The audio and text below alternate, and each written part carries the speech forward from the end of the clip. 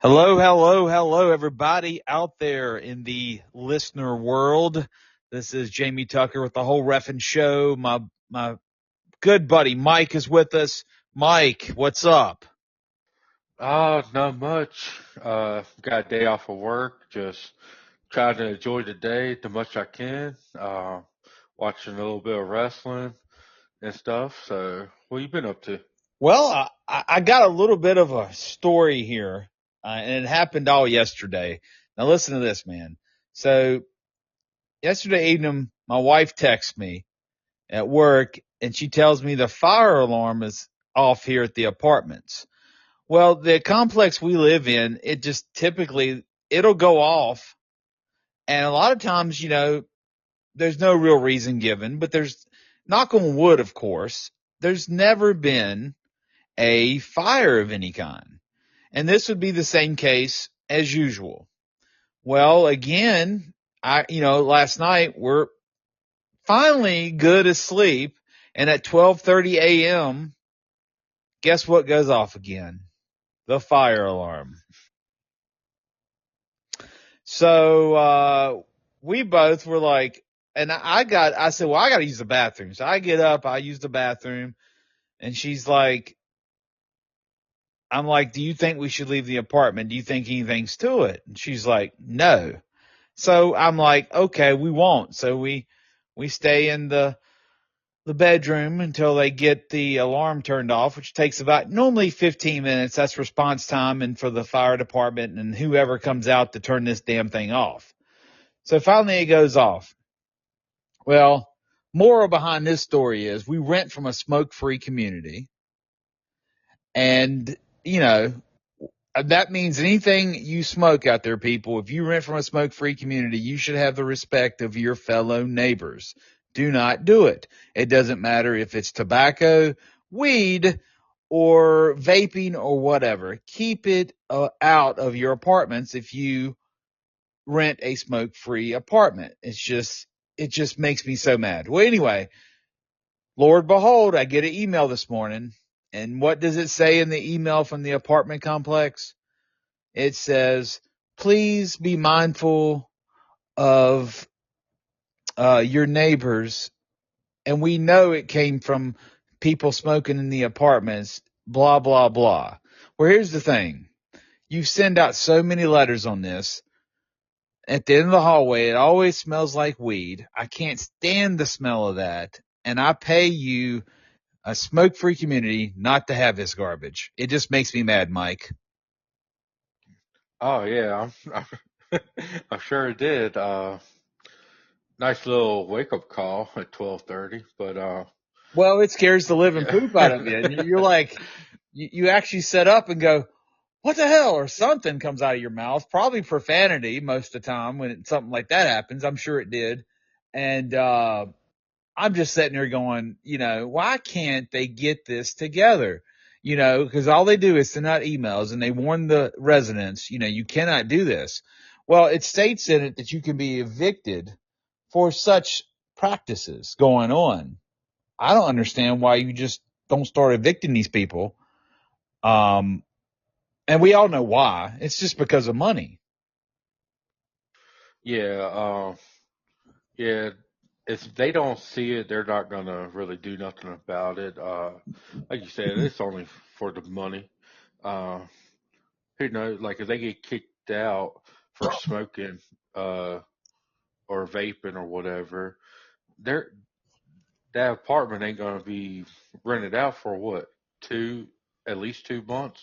So At they're least. losing, yeah. So they'd be losing money. So they just give up these warnings to try to prevent prevent it, I guess. But they really don't care as long as they get their money. So that was my yesterday going into this morning's story. So yeah, not it's kind of funny in a way, but it's not. It's not funny at the end of the day. So Well, it was definitely funny for me. I was over here laughing the whole time you was talking about it. I'm sure you were. I'm sure you were.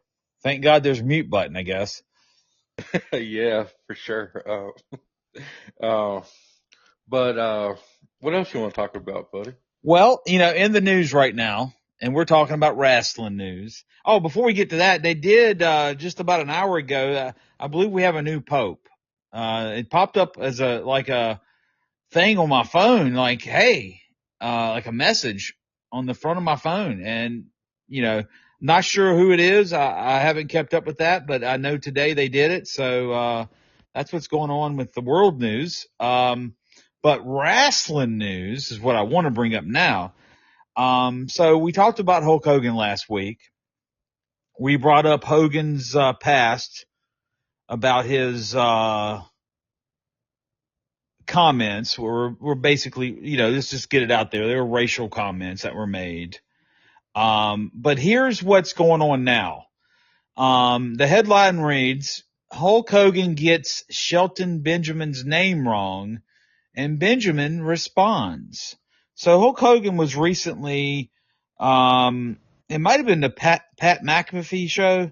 He was on there and he was talking about different various people, and I believe he mentioned Shelton in a good way on the show. But here's what Shelton went to social media and said on his own Twitter account, which is now considered, I think it's called X.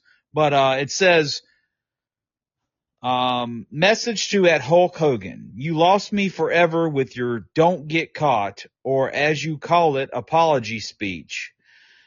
So rather than screw up my name and pretend we ever had any sort of camaraderie, which we never had, please do me a favor and what he said was, and it's the Will Smith video when he looks at, I think it was Jamie Foxx back at the Grammys or whatever it was.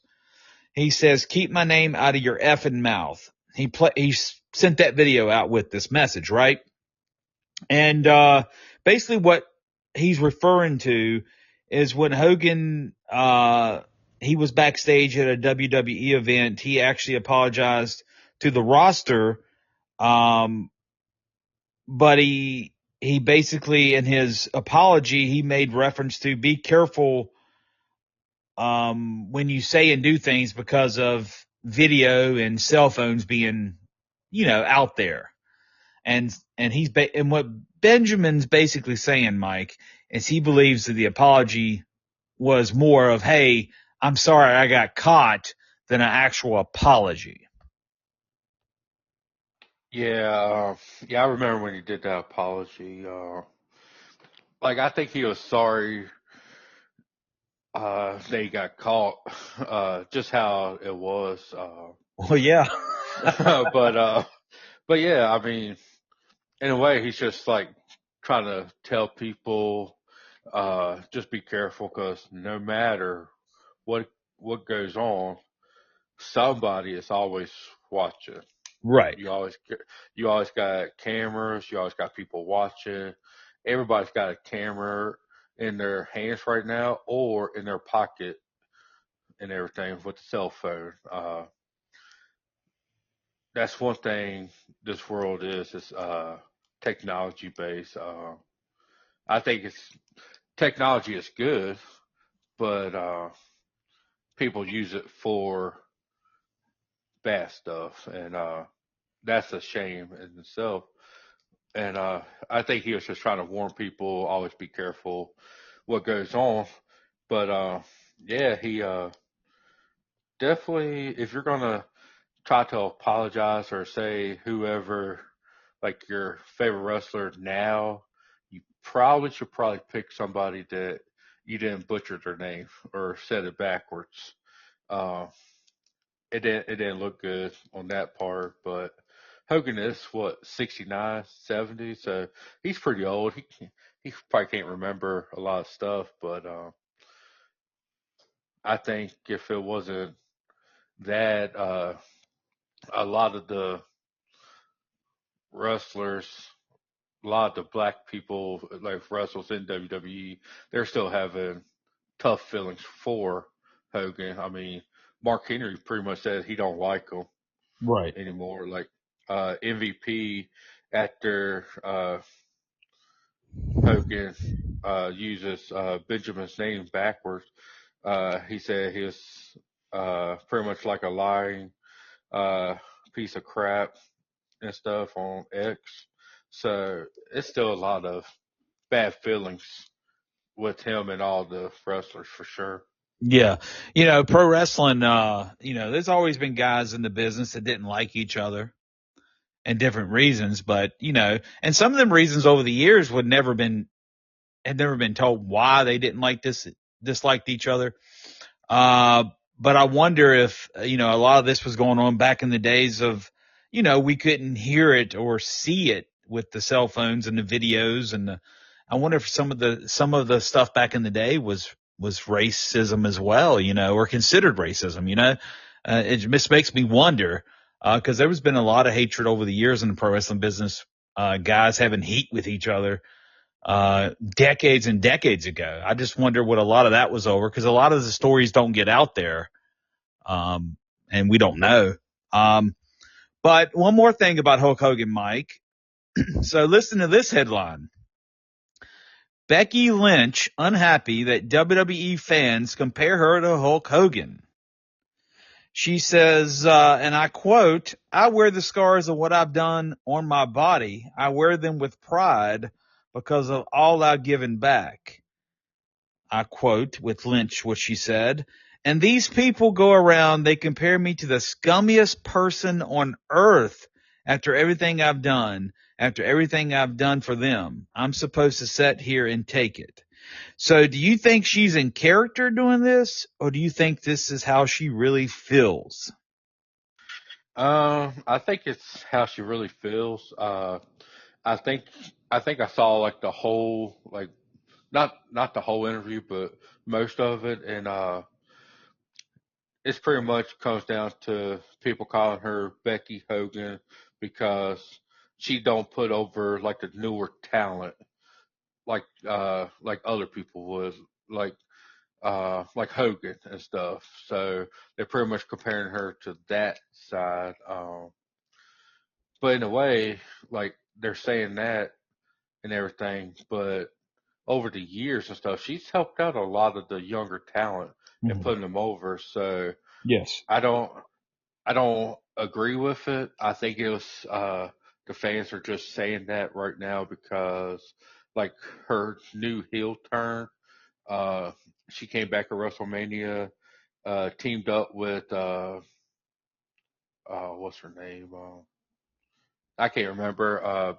But they won the tag titles, and then the very next night she turns heel and everything, and then she like it's a younger talent and everything. Then she like the week after said like she was the one that uh took out Bailey so she can enter the spot. So I think fans are just mad that she's got a uh heel turn, and how she did it was kind of quickly in her new return. But I can see why she's probably upset about it and upset not in character form that they would compare it to Hogan after everything that he's done over the years. Yes. So Hogan's got all this heat, man. So what I see is most of the newer crop of talent and group of people in the wrestling business, and some of the older, because Mark Henry dates back over 20 some years ago, and MVP's a while back. But just think about this. Uh, he's got so much heat. Nobody likes him. I don't think at least nobody wants him around anywhere. Am I right? That's what it seems like. Yeah, it does seem like that. I'm just like I'm excited about his new wrestling company that's coming out, but with all this backlash and just what you said, like nobody really wants to like be around him and stuff like that. It's hard to imagine that it's going to go anywhere. With a great idea that it is, the freestyle wrestling, it sounds like a phenomenal idea, but with Hogan being part of it, and nobody really wants him around. I don't think it's going to get a fair chance at it. Oh, I just think, even though they're getting publicized, they got the news out there with Bischoff and him making rounds, and with their business partner, Izzy, I still don't see it, possibly reaching its full potential after seeing all this backlash, and it continues to get more backlash from the current from everybody in the business currently. So I feel kind of like they may not get their just due just because of the backlash on what he said in the past. But we do got to think back that we do know racism is not, it shouldn't be allowed in any part of our lives. We should be fair to each other. So I could see the problem with the down spiral that Hogan calls himself by saying the wrong thing. I mean, yes, was it wrong if it was recorded or whatever? That's what I've heard. I really don't know the whole backstory to it. But yeah, that's wrong. But then on the other hand, maybe he shouldn't have been having them thoughts anyway.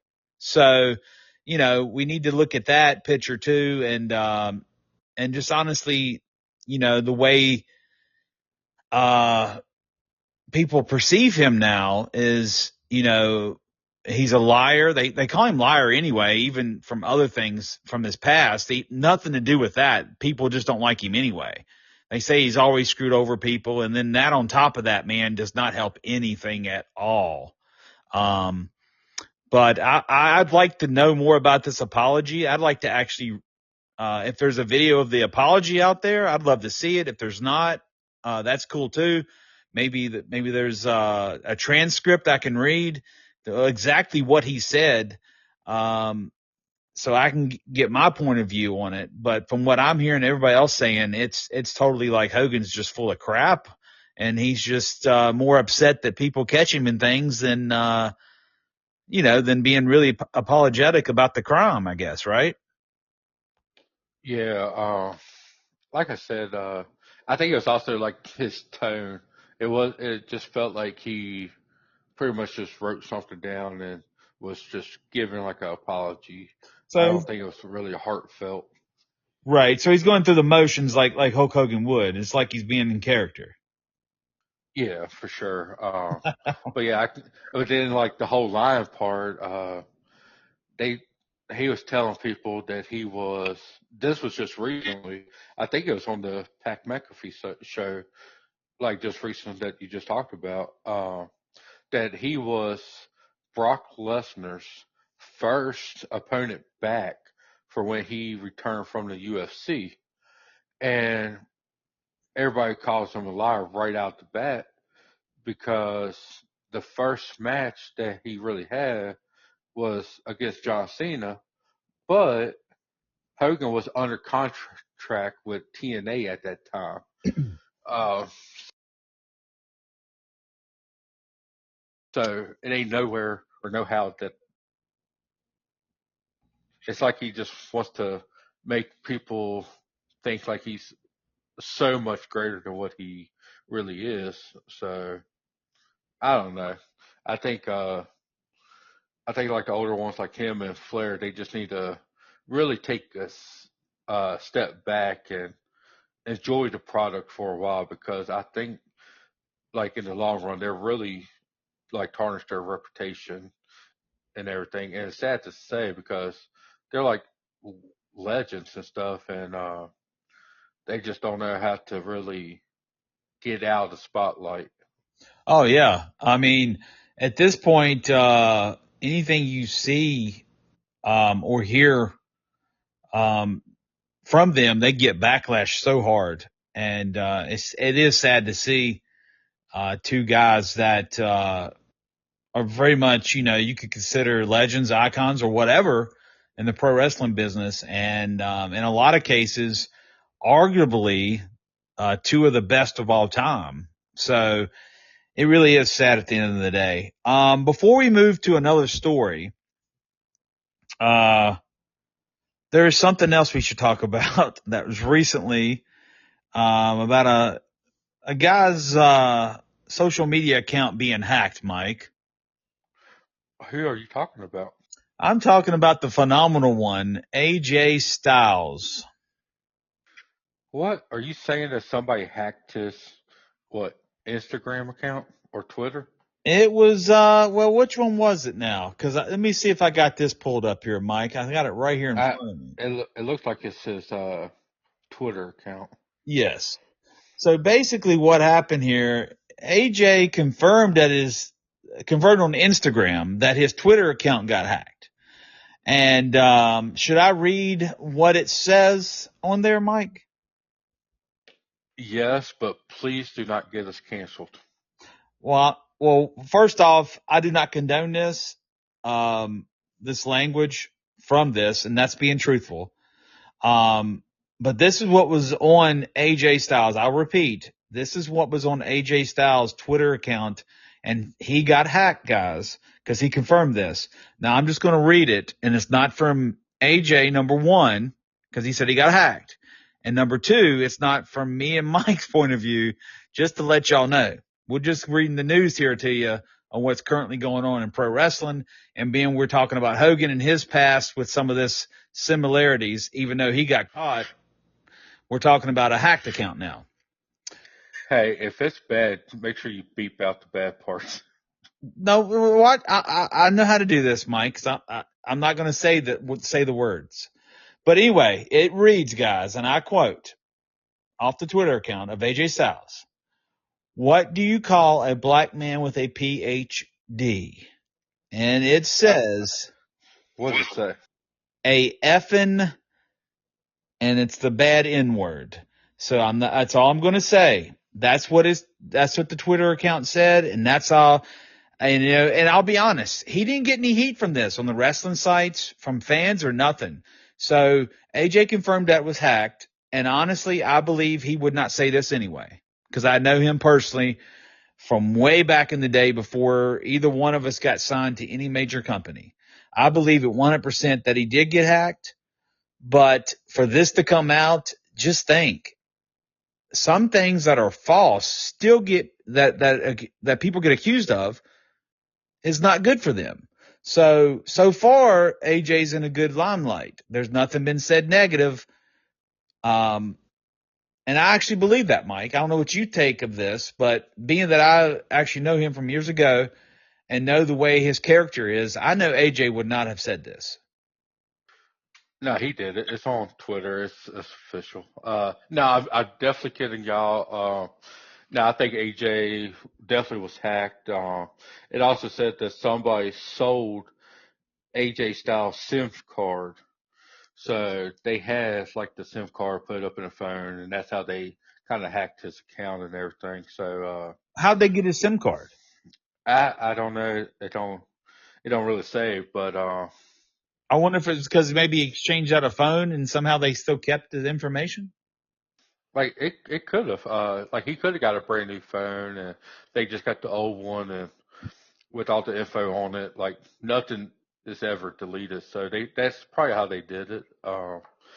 But just hearing the stories of AJ and just seeing like his interviews over the years and stuff like that, because he's uh, one of my favorite wrestlers. He was also at one point the leader of the Bullet Club, which I loved the group and everything. I loved him at TNA.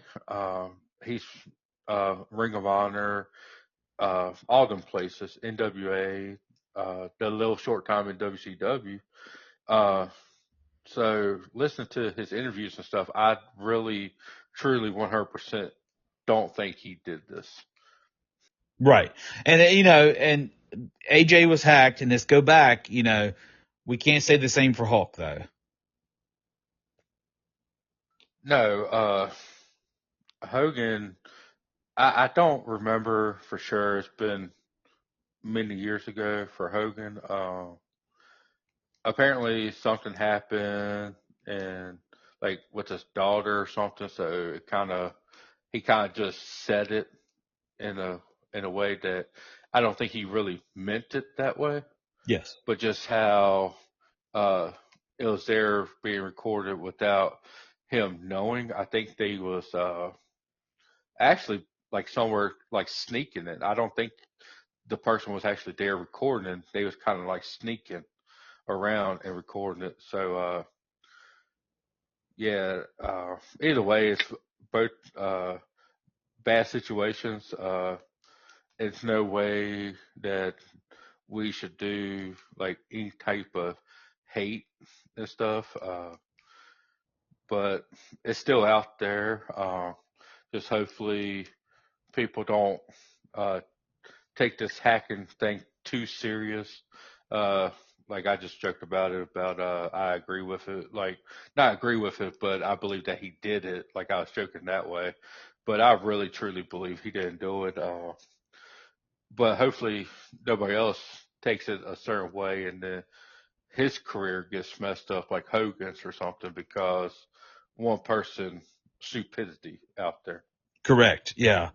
Yeah. It's just crazy. I saw that yesterday, and yesterday morning I got up and I started reading I really don't read a whole lot of wrestling news nowadays. I just flip through things and I saw it and I was like, what in the world's going on now? And, I just thought to myself, that's nuts. Now speaking, you just mentioned the Good Brothers and the Bullet Club, there's some news with them too, man. Yeah, their 90-day complete compete clause is finally over with the WWE. And good news, they have rejoined New Japan Pro Wrestling.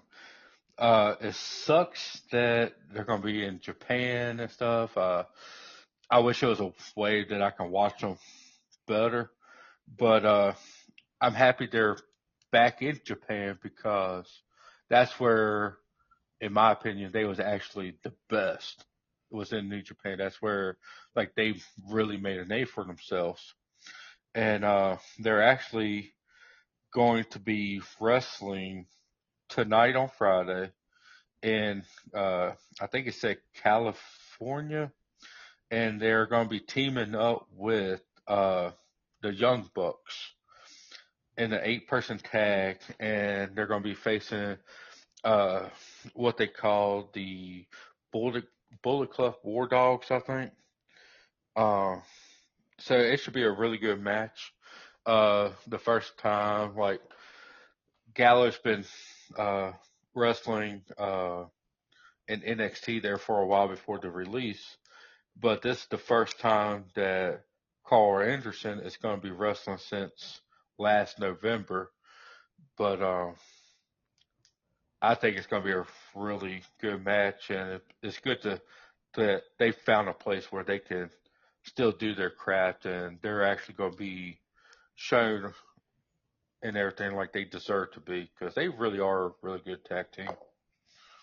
Yeah, I saw that, and of course you brought it up to my attention as well, and good for them. I'm glad to see them resurfacing and back out there in the wrestling world.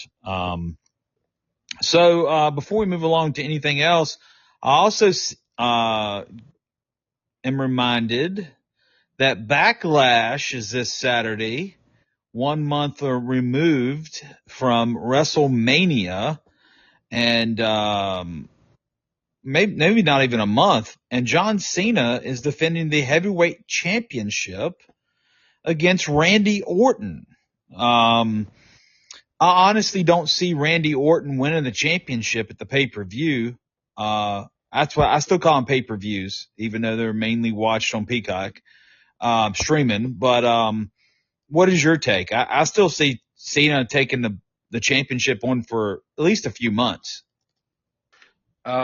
Yeah, uh, Randy Orton, he deserves another shot like Cena did before. Like Randy Orton's gonna retire one of these days coming up, and I think he deserves uh, another title. But I think it's Orton being in his hometown this Saturday. Uh, I think he's gonna really lose. I think they're gonna put Cena over that way. It gives him a little bit more heat because, like I said, it's Randy Orton's hometown and everything. So I have a feeling he's going to do something, maybe to one of his family members, and get more heat, just like Randy did one year to Cena's dad. He punted him in the head during a match and stuff. So I could see kind of like John Cena trying to return the favor, try to get more of that heat. Well, let me ask you this: do you see maybe Orton maybe winning the championship in some kind of a old dusty type finish, and then the match being reversed, or you think that's just too soon after Cena winning the championship? No, I think Cena's just going to win pretty much straight out. The only other way that I could see Cena winning, because it's been floating around for a while, it's pretty much since Cena turned heel, and they said that him and Orton's going to be facing each other, is one match. They couldn't, like, they was going back and forth and everything, and you could tell they was worn out, and they was getting back to their feet, and Randy Orton actually slaps the referee and everything to get disqualified to get the win to Cena, but Randy kept the title. So I could see something like that happening too, but I don't see like the whole leg on the rope or nothing like that. It's probably gonna be like Cena doing something like what Orton did to him back in the day. Gotcha. Understand. What do you think about the Intercontinental title match with Dominic Mysterio, newly Intercontinental champion, defending against Penta? I think that'll be a really good matchup. Both are, fast guys in there, and I like Dominic. I like his whole gimmick. I like Dominic a lot. Yeah, he's I think he's got like a lot of heat and everything from kind of like how he turned on his dad, stuff like that. But he's actually not a bad wrestler. Uh, I kind of like him because he's almost like the old vintage Eddie Guerrero, like back when he was like WCW style, Yep. not with like just the look, but like the move sets too. Uh, so I don't know, like then with him winning at WrestleMania, he's getting a little bit more cheering on his side. So who knows? Maybe this is a good thing for him. And I can't believe I'm gonna say this, but hopefully Dominic does like pull out the win. But hopefully it's like a good, clean win and everything. Right. Dirty Dom. Yeah, good. I think he's got that throwback feel of Eddie Guerrero too. Got the stash, man. He's got that look. He definitely has something, and I think he'll be a force with that company if he chooses to stay there for years to come. And he's enjoyable to watch. And at first, I wasn't sure, but he's really grown on me. And yeah, I'm looking forward to the Intercontinental title match as much as I am Orton and Cena. Also in the card is a fatal four-way for the United States Championship. Jacob Fatu, Drew McIntyre, LA Knight, and Damian Priest. I don't see a title change happening. I see Jacob Fatu still retaining personally. Do you still see him retaining it, or do you see him dropping it? No, he's definitely gonna win. I don't. LA Knight, he just lost the title, so I don't think it's to me. It don't make sense getting the title back right after you lost it like that quickly. Kind of give him a little bit more of a build and everything, in my opinion. And then Drew and Damian Priest, they it seems like they got more going against each other more now than with Jacob Fatu. Mm-hmm. So I don't really see them winning unless they're gonna maybe put the title on one of them to push Jacob to the main event scene, but I don't really see that happening right this second. Right. So Jacob probably is gonna most likely win this match. Yeah, and then there's a match with Gunther and Pat McAfee. I know they've been setting up something there recently. I saw that. Yeah, I don't know how I feel about this matchup. McAfee, uh, do you see McAfee pulling off the win? Uh, Not now. Uh, if you would have asked me maybe before WrestleMania, I'll be like, yeah, because Gunther was kind of not on a losing streak because he was the world champion, but he was just off. Like he was losing a whole lot of matches and stuff like that. So I would have been like, hey, yeah, before WrestleMania, yeah, he's probably gonna uh, win Pat and everything. But now uh, they got into like a scuffle at the announce table a couple weeks ago and stuff, and then you got them doing a interview or something this last Monday, and he really Pat really says stuff to Gunther where it fired him up, almost like the when he was the Intercontinental Champion, where he was almost like unstoppable. And if that's the case, and I'm not 100% sure, I think it's going to be like a kind of like an unsanctioned match. Yes. I really don't see Pat McAfee winning, uh, unless he gets his crew up in there, like on the YouTube or whatever that he did back at NXT. Then it might be a little bit more challenging for Gunther to win, but I really don't see Pat winning uh, anytime soon. Cool. All right. Now let me ask you this. Also in the headlines right now, I don't know if you saw it yet, because this is actually news that I read this morning about WWE Evolve. New titles have been revealed and the champions to be crowned in elimination matches. So basically what happened was on the latest episode, which was May 7th, that was yesterday's, they revealed or they revealed that they had a man's, the heavyweight championship Evolve and a WWE Evolve women's championship as well. So they showed both titles. They're really nice titles. I'll be honest. They really are. And, if you ain't saw the picture yet, you need to look it up too, Mike. But, both titles will be decided in a fatal 4-way elimination matches in the coming weeks. So I'm looking forward to seeing where this Evolve goes because, they newly brought this back. The show's new on Tubi. It started back in March. We're 2 months into the new Evolve, and now they got new championships. And a couple of the guys that were on the show have been released recently. They were some of the casualties of the WWE releases after Mania is what I call them. But I'm interested to see where they're going with this promotion, being that, we already had the NXT that filters into the Raw and the SmackDown brands. Now you have Evolve, where they're using NXT talent on. So now, you have Evolve, NXT, and then you got SmackDown and Raw. So you got all this wrestling going on.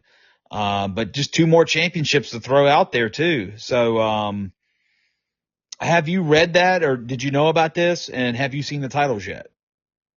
I actually have. I saw it sometime this morning, uh, which, like you said, the championships and stuff, they look beautiful. Like it's a beautiful title design. My only thing is, I wish they stop copy and pasting the same design on this for like the men and women. I wish it was like a little bit different. The only thing different is the color of the strap, Mm-hmm. just like WWE. Black strap for the men, white for the women. Mm-hmm. Uh, I just wish it was a little bit different. I'm like that with the WWE titles too. I just wish like they gave them a little bit more personality or Yes. something, not looking like the same because I personally don't like that. But but beautiful titles. Like you said, they're getting ready to do like the tournament to crown the new champions. Some that's been released. and stuff. So it'd be cool to watch it and see like the growth of the Evolve. Hopefully, in my opinion, hopefully it's better than what I've recently seen because I'm not too impressed with the newer Evolve. Mm-hmm. Uh, I like the old Evolve better before WWE bought them, Yeah. but with them getting new championships, and then they're trying to like make more of a focus on that right now. Hopefully, it turns out to be really good and stuff. So I'm looking forward to it. Yeah, I mean, when you mentioned the new Evolve being totally way different than what we're accustomed to years ago, because I worked for Evolve back in 2013 through 2016 when I lived in Florida, and we do shows, several different spot shows in Florida. They'd be over in Ybor City, right outside of Tampa. We do them in Tampa. We do them over in Orlando, different places. Go across the other side of this, to the Atlantic side of the state. We'd be over in Jacksonville doing Evolve shows and stuff like that. And back then, they had the Young Bucks was making appearances, Roderick Strong, Rich Swann. I got to work with all of them during that time. Just a big group, great crop of talent. Trent Beretta was on these shows. I'm trying to think of everybody at the time, but then they had different brands under the umbrella as well, such as FIP, which stands for Full Impact Pro, if anybody doesn't know. And then you had Shine, which is the all girls promotion, and we did shows in Tampa and Ybor and Orlando all the time as well. Sometimes 2 shows on a Saturday and do 2 shows on a Sunday. We'd have 4 shows in 2 days and do a Friday night. So it was 5 shows in 3 days. But I stayed very busy with Evolve and WWN. That's what they're under. And went to China. Of course, we've talked about that in the past as well. Went to China with the group and I got to experience a lot. And Gabe and Sal were great to work with. And in late 2016, I kind of went, or early 2017, somewhere in there, I kind of went on a hiatus and cut back my scheduling in the pro business. And in 2017, I did it what I call part time. I wasn't all the time doing it. And then pretty much by 2018, I drizzled down to doing, I'm in the state of Virginia and I've been doing wrestling shows, but not as many as I did in the 30 plus years I've been in the business. But it was a good time. Evolve was great. And then they sold in 2020 to WWE. Everybody knows that. But up until recent, we haven't heard much about it. So I'm kind of excited that they brought it back, and it would be really cool if they could bring back some of the older talent over the years, if not to do matches, maybe, just maybe make appearances, to give back to, where Evolve came from. Yeah, that would be really cool too. That it'd be like with the past and the future kind of mixing. I think that would be really cool to see. Um, yeah, I'd be excited for that if they did go that route. Maybe they will even bring back former referees. Uh, maybe a Mr. 2020 uh, do a match. Uh, if not, if y'all have a promotion and want to book Mr. Former 2020, he's available. Just let us know and he will be there for y'all. That is true, Mike. I am currently taking bookings, and I'll be more than delighted to do any project and to be involved with Evolve, if that would be the case. I'd be more than happy to do anything and get in the mix again. But I think back to the type of wrestling, how it's changed, right? You look back at Evolve in the days when I was there, and it was kind of more of a Ring of Honor type vibe. Now it's not. It's more of a WWE, what you expect, WWE product. Am I right about that? Do you see what I'm getting at? Yeah, for sure. Uh, but then, like you said, Ring of Honor, they're doing the same thing. AEW, it's, their AEW is making Ring of Honor more like a Collision or one of their shows, and to me, it kind of downplays the Ring of Honor side. But but hopefully, just like Evolve and Ring of Honor, they still have like their kind of like their own identity underneath their banner. So hopefully, it'll still be good wrestling off of it, like we used to watch, and you even referee for.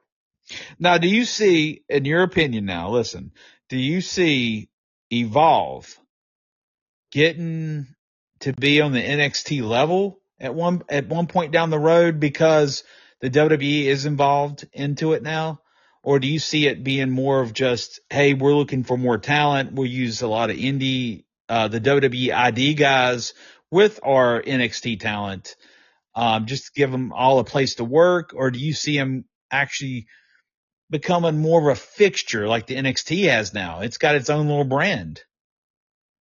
I wish it'd be like a own like little brand, but I really don't see that happening. I feel more like Evolve is going to be almost.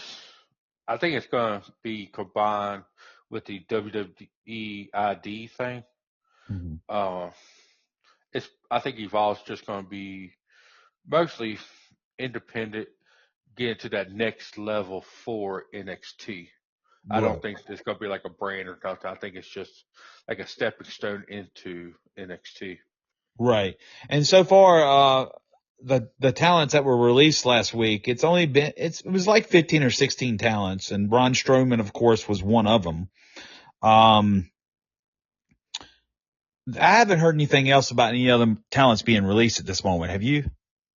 No, but since you brought up Braun Strowman, I've actually saw something online yesterday or today that he's been releasing everything, but they got an agreement with him. I think he was released because his contract was like too expensive. Uh, so I think they released him for that.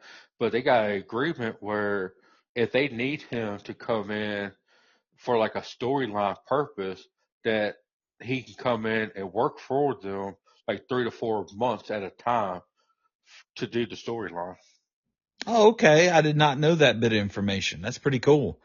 Um, I actually like Braun Strowman. Um, I enjoyed he'd been released one other time, I believe, and got rehired, but I enjoyed him the whole time he's been there. And he's a former WWE Tag Team Champion with Nicholas, of all people. I mean, how can you not like that tag team? Uh, yeah, they're probably up in the top 10 of my favorite. Uh, just kidding, it's way more out there. Uh, uh, the kids just need to go to daycare and stay out of the wrestling ring. Uh, but speaking of it, uh, with him being released and everything last week, WWE was built on larger than life characters, like 7 feet tall and everything. Well, with him being released, they they really don't have nobody that big anymore. The only one they got left is Omos, and he was up in Japan's promotion Noah, winning tag team titles underneath. Like WWE gave him the okay to do that. Then he gave up the title because WWE was bringing him back to uh, WWE right before the Royal Rumble, but they haven't used him yet. So I don't understand one why they haven't used him, and then really getting away from what really got you to the dance. And that's larger than life people. So I don't know. It's more like a small person game, I guess. So I don't know. Well, I was just sitting here thinking, what if we could get Nicholas back in the mix, get him to team up with Braun Strowman again? Do you think that we could get a second WWE tag team title win with him? I hope not. Uh, but how everything is with the tag team division, I wouldn't put it past them. They got WWE's got one of the best tag team divisions on Raw and SmackDown, even down in NXT. Like they are really good tag teams, but they're not using them like they should be. It's like they gave up on the tag team division. You got it was so promising when they got brand new titles for Raw and SmackDown. Uh, then you start getting like the Motor City Machine Guns, stuff like that. Well, they're like Motor City Machine Guns. They're more like on the other pay-per-views, I think, or other shows. I think one is they still have around Superstars, and I think they're wrestling on that. I mean, I know they're going for the tag titles in a storyline, but you bring them in, give them big hype and stuff, and then you're using them mostly on that other show that nobody really watches. But then you got now probably the one of the best luchador tag teams, Lucha Brothers, but you got them on two different brands. I know they can do their own thing individual and stuff like that, but when you got good tag teams, you should really use them and not break them up or not use them together and then throw random people together as your tag team division. Yeah, I got you. Understand totally. Um, the pro wrestling landscape as we've seen has changed so much. Um, in the last few years, but if you date back to the 80s, 90s and the way things were done then till now, it's hard to explain, because, the way the matches are even thrown together. I remember back in when I broke in, a lot of times, guys wouldn't talk to each other till we got to the ring. A lot of nights the referees wouldn't know much when we got in the ring. But now everything is all put together beforehand. Uh, you know, you have guys practicing matches for 4 hours to go out and do 10 to 15 minutes.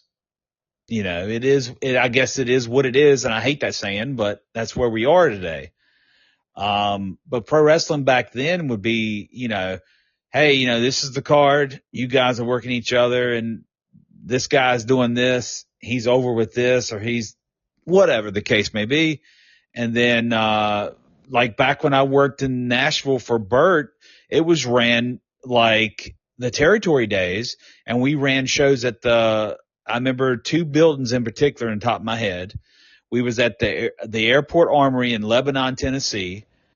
They'd have they had a classroom up at the front of the armory that, the babies or the hills would be in. And then at the other side of the armory, you'd go in by where like the kitchen was in the armories. They'd have another room and then, vice versa. The hills or babies would be over there and the referee or referees, if they had more than one, would go back and forth around the building. And then we did the same thing at the Nashville Fairgrounds, which later became the Asylum for TNA at first. You'd have the babies on one side, the hills on the other, front of the building, back of the building. And, instead of coming through the building to go to the other locker room, they'd have the referees walk around the outside of the building back and forth to each locker room if you had the relay messages. So you'd never see that nowadays.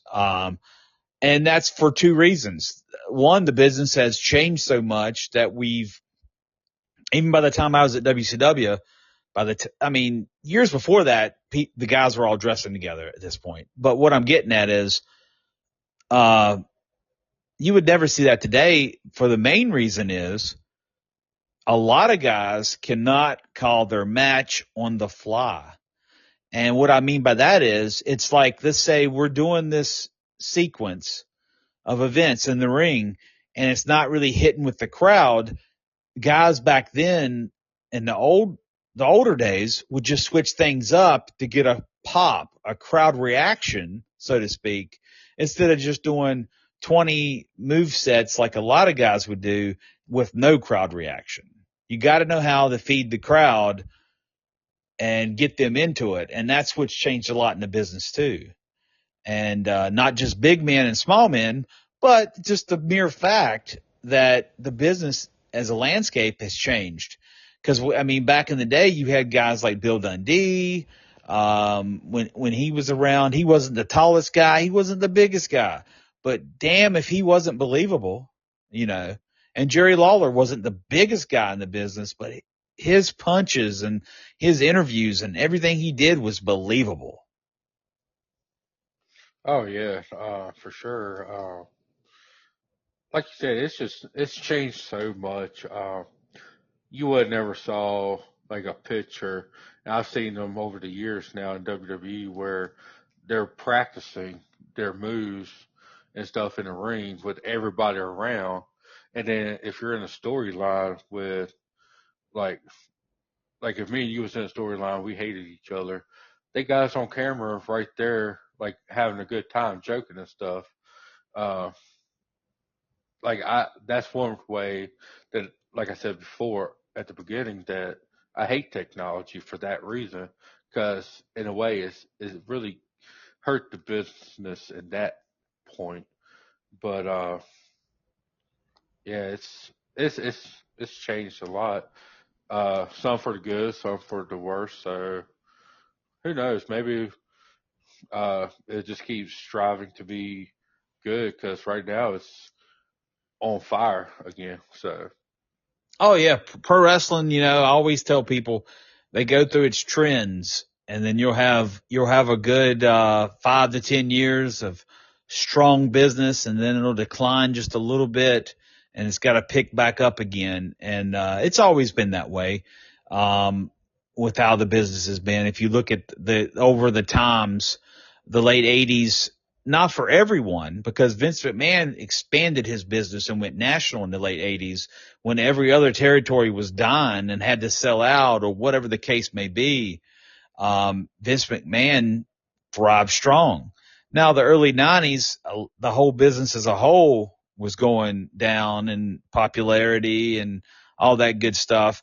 But by the mid '90s, it picks back up, goes into the 2000, and then of course WCW, everybody knows that, and ECW both go out of business within the first 3 months of 2001.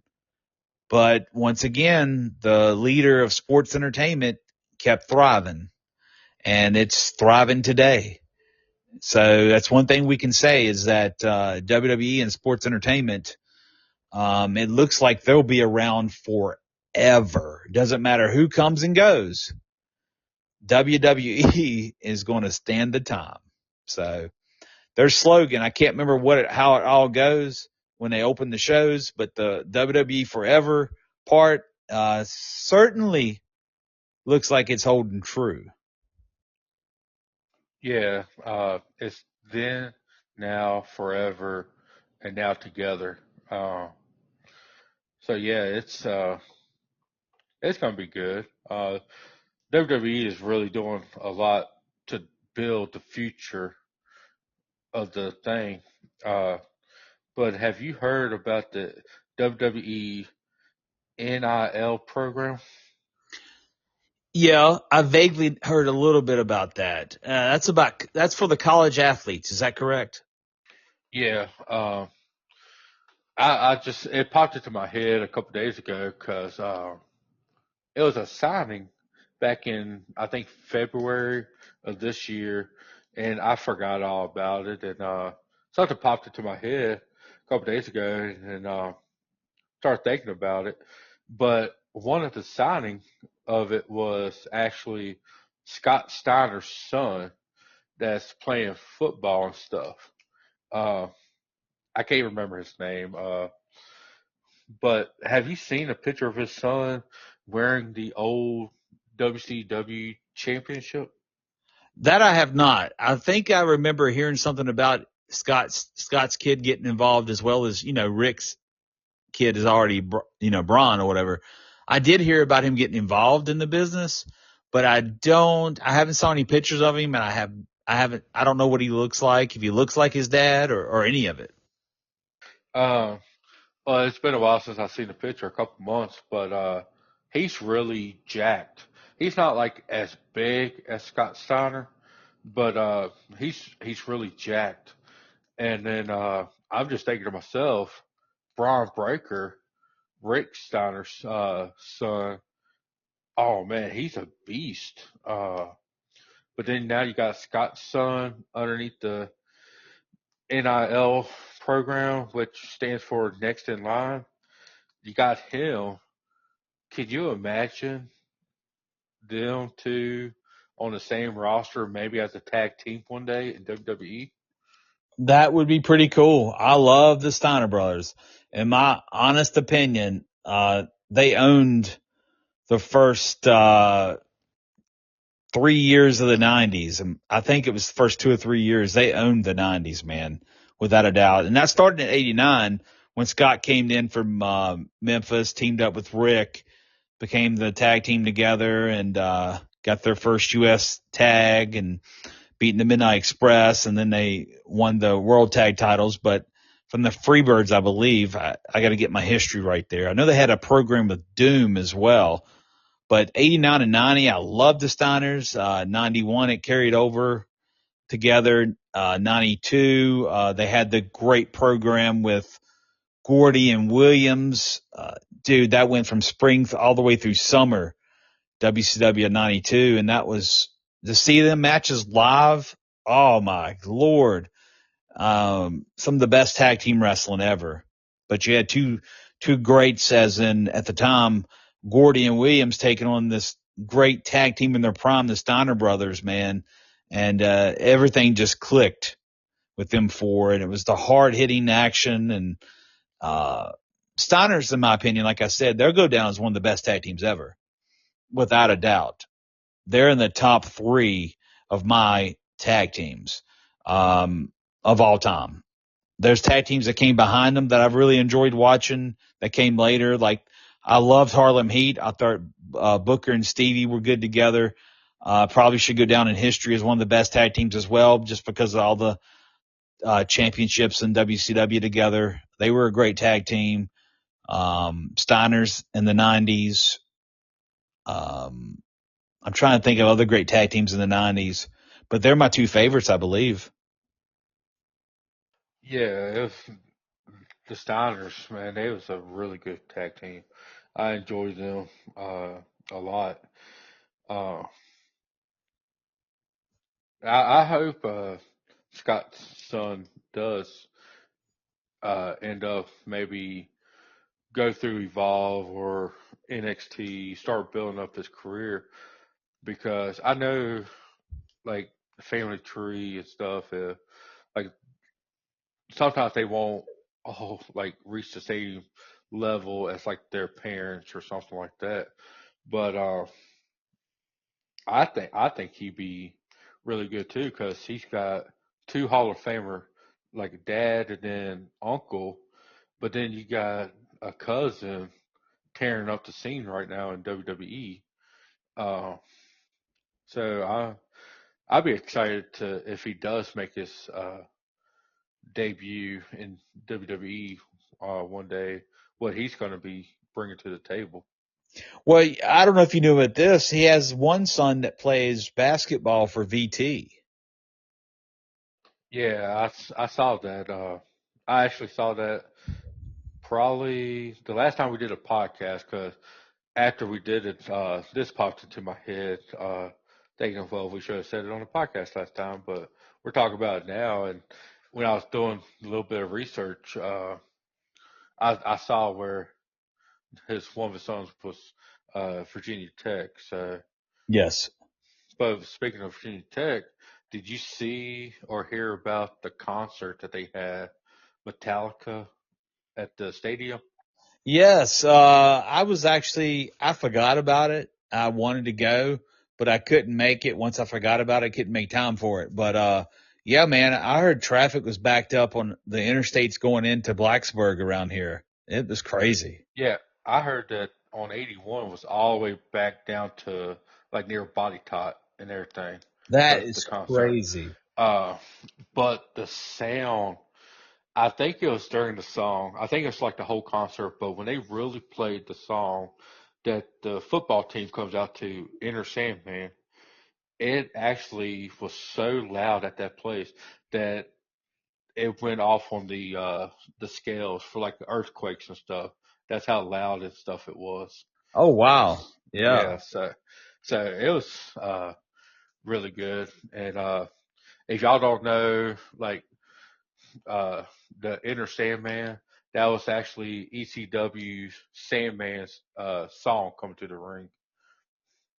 Oh man, I remember the first time I got to see the Sandman come out to that live, and he did the whole thing with the crowd and drink the beer, and it's something to see, man. ECW had their own little thing. I know we're getting off topic, which is cool and fine. Now we're probably talking about ECW for a while, but to see him live, and the reaction Rob Van Dam got live, guys like that, Tommy Dreamer, Shane Douglas, because when I worked with ECW, that little bit of time I did in '99 when they came around the Carolinas, um, it was really cool and eye opening just to see the big reaction that these guys got from their crowd. And, we do know that ECW had their own little niche of people that loved it that may have not liked WWE or WCW at all, but they loved ECW. And these fans showed up, they were diehard fans. And to see these diehard fans go crazy for these performers, in their own way, because ECW was its own thing in itself, man, was just great to see. I'm glad I was in an era and a time and, was able to not only witness it as a bystander, but to actually get into a ring in front of an ECW crowd, because that is something to behold. I tell you, man. Um, and then, towards their dying days, I still kept up with some wrestling outside of WCW when I was involved with WCW. And, I was catching some ECW TV, and I saw there was, they had the good matches with Carino and Justin Credible, and he had the feud with Tommy Dreamer and C.W. Anderson, which C.W. is a great, he's a good friend of mine and a great guy, human being. And just to see that, I was happy to see all that. I'm happy to see Kid Cash involved, David Cash, because we both worked with each other through the mid '90s in the Carolinas, and to see them do their own little thing with a great fan base. I know it had to be great for them just to experience all that, man, on the all the time. I only got it a few times before I went to WCW, but they got to experience that for a ride, and it's something to behold. Yeah, taking another little turn on AEW Dynamite this week, Rhino made a appearance, and it, it's it's it still surprises me how I know he was in TNA there for a little bit. He hasn't wrestled for them for like a year or something, I think. But just coming out and that loudness of the pop that he got and everything, you could tell that he's still over. And I didn't watch the whole match because I had stuff going on and stuff. But I gotta finish watching it maybe later on today. But he still moves around like he still has it. So maybe he'll sign to AEW and help them a little bit more with like the star power. Well, speaking of AEW, I believe I saw a new current picture of the founder of TNA, which is now involved with AEW, Jeff Jarrett, with Monty Brown surfacing online.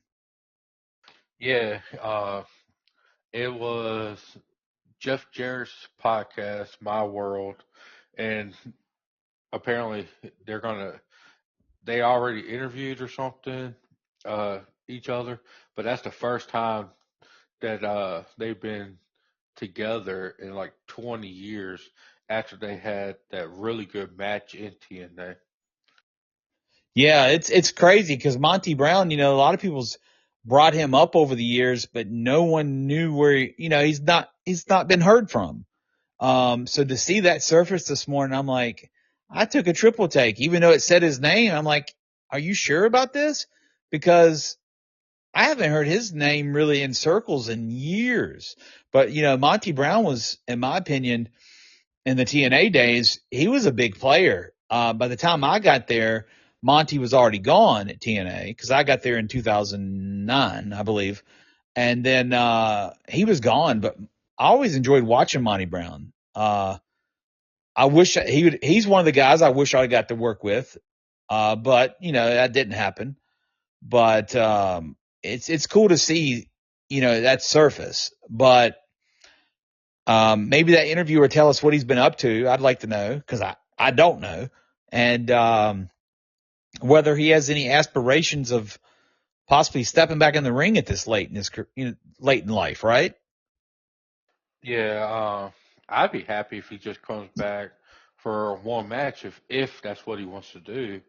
Uh, who knows? Jeff Jarrett is on his last deal in AEW. Maybe they have another match in AEW. That'd be pretty cool to see. But yeah, I'm gonna sit down and listen to that podcast and listen to see what he's been up to. Cause at TNA he was really good. I thought he was gonna become like a real big star, but I don't know what happened. Uh, but yeah, he had really good matches at TNA. Was there a story? I don't know if I read this right. I thought it was about him. I thought I read a story about Monty Brown that maybe during his time there when Dusty was booking, Dusty really didn't see much in him. Is that true, or is that something I think I read?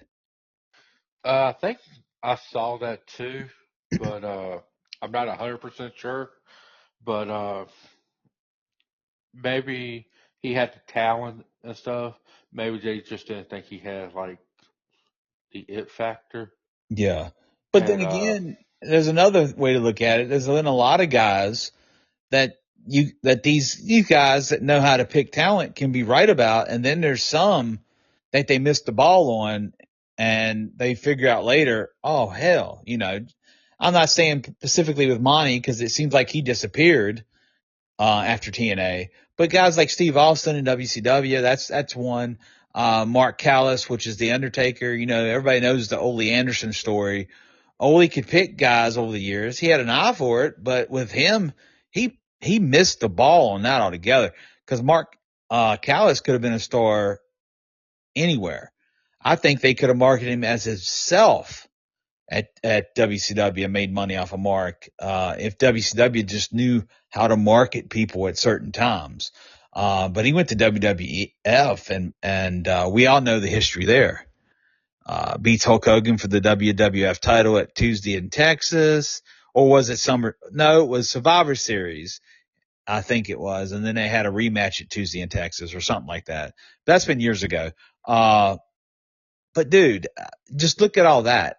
I mean, guys, in my opinion, you can't be right about all of them. You've got to make mistakes. And maybe Monty Brown falls in that category where it was a mistake made. It was like, well, I don't see as much in him as this guy does, so maybe he's not going to be good enough. But maybe Monty had way more and just was overlooked. yeah, it could have been like he. I don't think he was like the best promo person. But he could talk, but I don't think he was like the best promo. Uh, maybe it's because of that. Maybe he didn't have like the total package for that, and they didn't believe in him. But then I don't know why they just didn't put him with the manager and stuff. It's a mystery for sure, and maybe he'll shine some light on it up in the podcast. But it's good that he still looks like he's in good shape. Maybe, like I said, if he wants to do another match, I'll be okay with it. So if it's against Jarrett and stuff, I think that'd be really fun to see like an old school TNA match on AEW. So speaking of Jarrett right now in AEW, are we going to see the feud of him and MJF finish sometime this year, or is that something you think we're not going to see? Uh, I want to see it finish. I don't know what happened. They I think Jeff Jarrett said that MJF kind of killed the momentum of his rally to the World Championship type thing. Yeah. But now MJF is in the storyline with like the Hurt Business. So I don't know. I want to see like storylines finish after they do them, but I can name a lot of different storylines that they just quietly killed off and stuff. So Yes. I don't know. I want to see it finish, but I don't think it's going to happen. But all these interviews and statements being made by Jarrett recently about the subject, do you think that's just more of the storyline being put together, and and that's going to end up coming back? And the whole part of, hey, he killed my momentum, and then here they pick it up, and then these two end it in a big pay-per-view match or something, you know? Yeah, that'd be cool if they did do that, but I just I just don't know. Like I'm hoping Jared just like, well, it's my last year. I just don't want to be sitting on the sideline, so he's trying to get it fired back up or something. Right. Uh, but I just don't see it happening. Uh, but I hope so. I really do because I think I can't remember if they had a match or not, but it'd be a good story if they could just complete it. You know, and then also, Jarrett never did, uh, he never did have a match with Moxley. No, he was supposed to uh, run the table on like the Death Riders, Moxley's little group, but I think he lost to Cesaro, so that one kind of died down too. I think so. That's one thing I don't like about AEW. They have a lot of stop and go on their storylines. Right.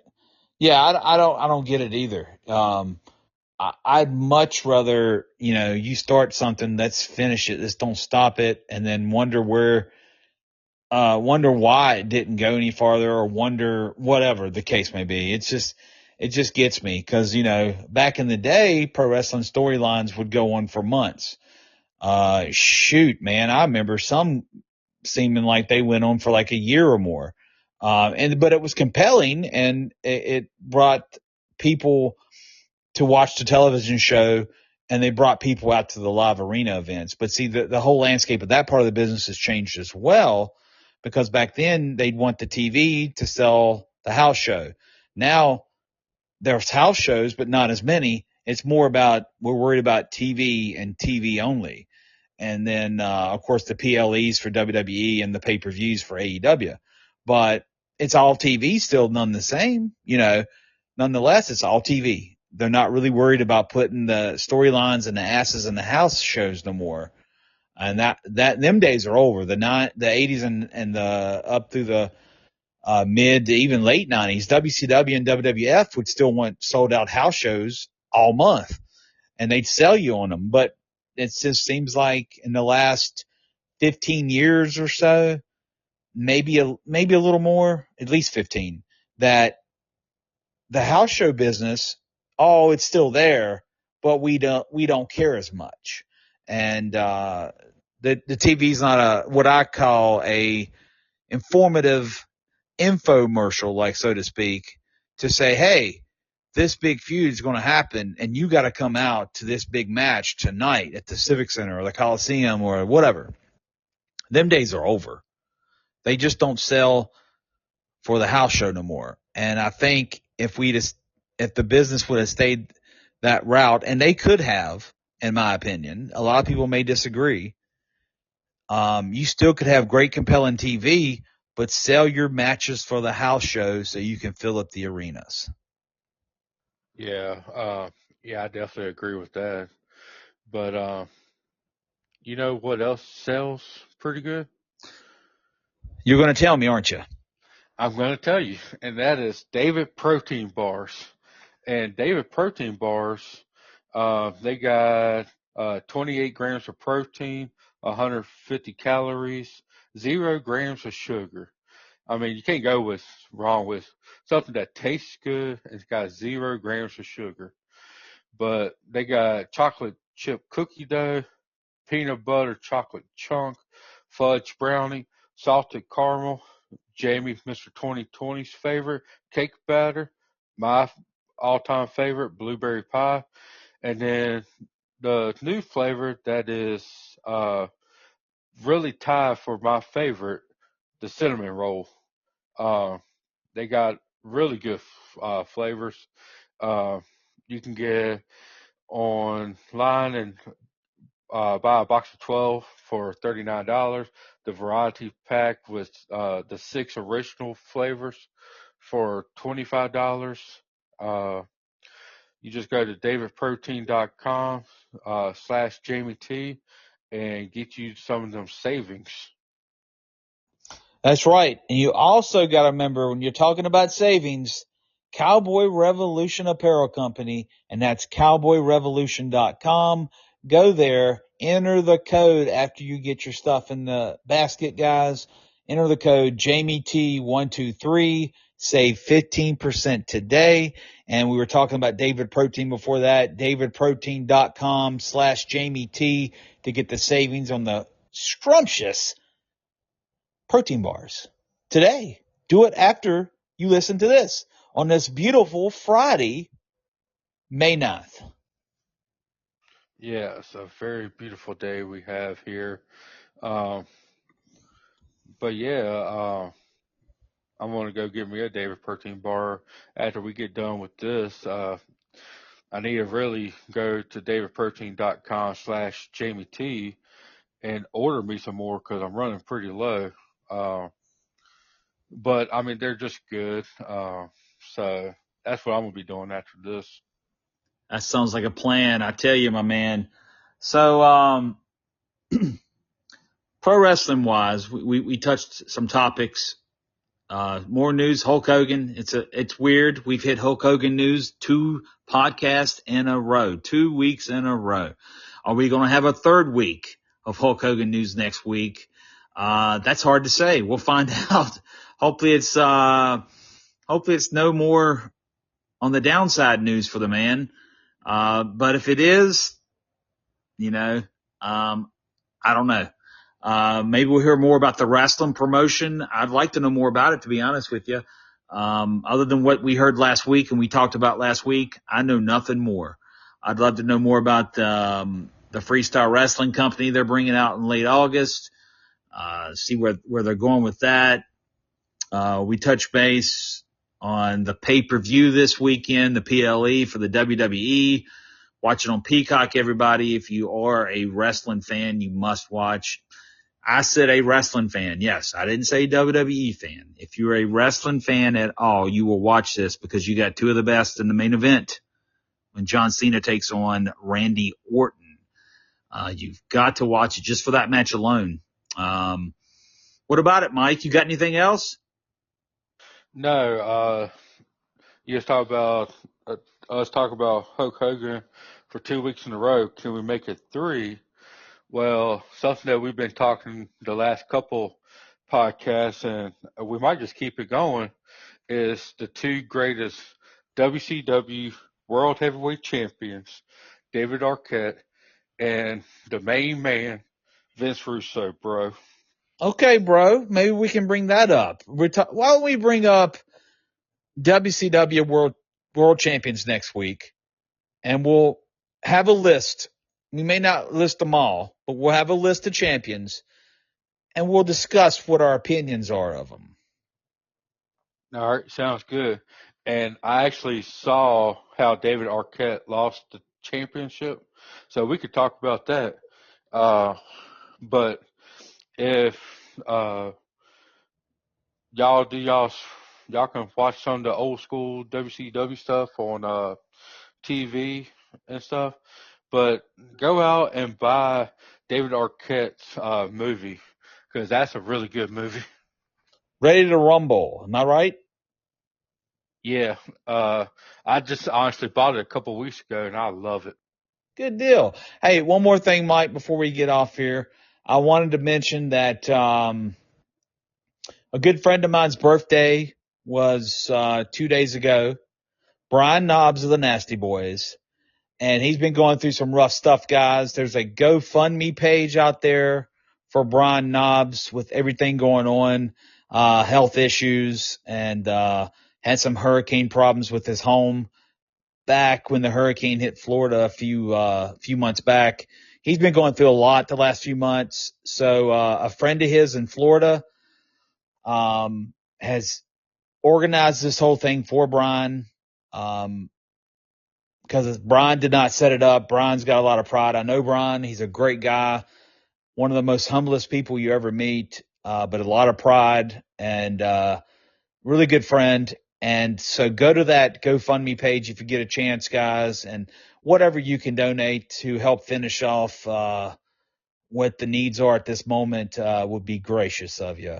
And but yeah, just thinking about Brian today, and I haven't saw him in several years now, but just praying he gets a lot better and gets through his health problems. Yes, I agree with that. Just if y'all don't really know the whole story, just look online.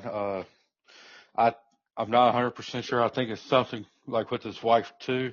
So it's just a bad situation. He gave so much to the business, gave a lot to the fans to enjoy. So if y'all can help out with them, it'd be really appreciated. Absolutely. But you know, in my humble opinion of guys I've been around over the years, he falls in a handful of the guys that I had considered a really good friend over the years and a really good human being. Really am wishing him well during his time of need and all. So go do that, guys, if you get a chance, if you can.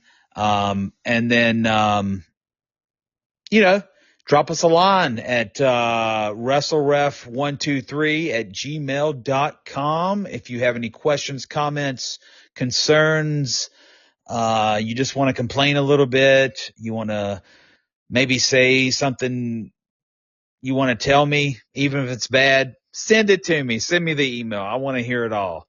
If not there, we do have the whole Reffin' Show on TikTok, Instagram, and Facebook. Go to the pages, like, subscribe, send us messages on there.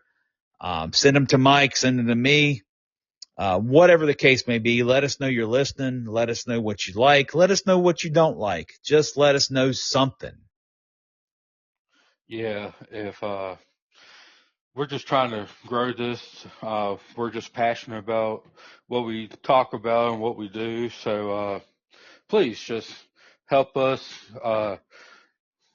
grow this so we can reach out to more people and build the whole Reffin' Show family, because we're a family here. So yeah, just share everything for us. Absolutely. 100% agreed. And I've had a really good time again. Just like any other week, we talk pro wrestling. Just to let you guys know, me and Mike give you guys anywhere from an hour hour and a half, hour and 45 minutes of our time each and every week. What you don't know is we talk even more about pro wrestling where we're not even on here. So we, like you said, it's a passion thing. I've been in the business over 30 years. I still love it to this day. And, Mike's a big fan. He's passionate about talking about it. So just, let's get this thing rolling. Let's get the whole Reffin Show out there to the masses, get more listenership out there. And then we switch over to having video for you guys as well. You can watch it. And then, maybe some live streams down the road. But just send in comments to our pages or the email address we gave you earlier. And just from the bottom of my heart, and I know from Mike, we appreciate you guys that do tune in right now each and every week. Yeah, I appreciate it for sure. Well, Mike, that wraps up another exciting week of the whole Reffin Show here on this beautiful Friday, May the 9th of 2025. I look forward to being back next Friday, the 16th of May, for another one. Yeah, I'm excited for that too. So we'll talk about, like you said, former WCW champions and who we think is the best and who I know is already the best, which is Vince Russo and David Arquette. We'll also talk about new wrestling news. We're going to start bringing up new topics each and every week, as long as it seems like something we should talk about. Which this week we had a few topics I did really like to talk about, and we'll